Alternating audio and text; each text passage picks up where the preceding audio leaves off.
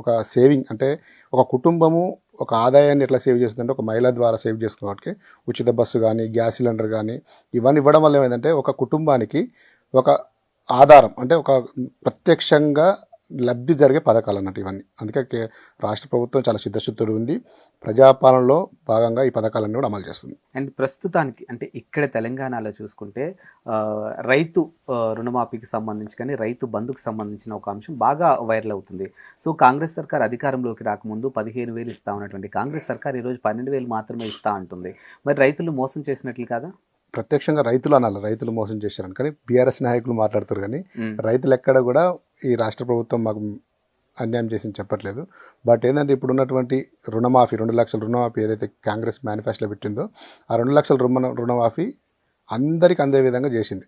వీళ్ళు కొంతమంది ఏదో కొన్ని రకాల మాట్లాడుతున్నారు తప్ప ఈ రుణమాఫీ అనేది 100% సక్సెస్ అయింది. రైతుల్లో ఆనందం ఉంది. రైతులు కూడా ప్రతి ఊర్లో కూడా మేము పెట్టుబడి ఇప్పుడు ఏదైతే గిట్టుబాటు ధర ఉందో వడ్లకు ఇచ్చేటువంటి 500 బోనస్ ఉందో మేము పండించిన పంటలో మేము మా పంటకు బోనస్ ఇస్తే మాకు వ్యవసాయం చేసిన తృప్తి మాకుంటుంది. కానీ రైతు బంధు అనేది ఆ ఖాతాలో వేస్తే ఆ ఖాతా నుంచి అక్కడి నుంచి అటే పోతుంది తప్ప దాంట్లో మాకు ఎలాంటి ఆత్మవిశ్వాసం ఉండదు. రేపు వ్యవసాయం చేసడానికి కూడా మాకు ఏంటంటే మేము పండించిన పంటకు గిట్టుబాటు ధర బోనస్ వస్తే మాకు అందులో ఒక ఆనందం తృప్తి ఉంటుందని రైతులు రోజు చెప్తున్నారు భాజపాగా.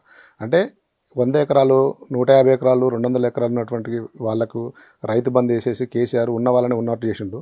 బట్ ఇక్కడ ప్రజాపాలనలో ఏంటంటే రైతు బంధు అనే కార్యక్రమాన్ని ఇప్పుడు మన ఏదైతే ఈ పథకం తీసుకున్నారో అది నిజంగా లబ్ధిదారులకు ఎవరైతే నిజంగా వ్యవసాయం చేసి వ్యవసాయంతో పాటు కౌలు రైతులు ఉంటారు, కౌలు రైతులకు కూడా మంచి గిట్టుబాటు ధర వచ్చేటట్టు వాళ్ళకు ఉపాధి మంచిగా అన్ని రకాల కలిగేటట్టు రాష్ట్ర ప్రభుత్వం మంచి ప్రణాళిక తయారు చేసింది.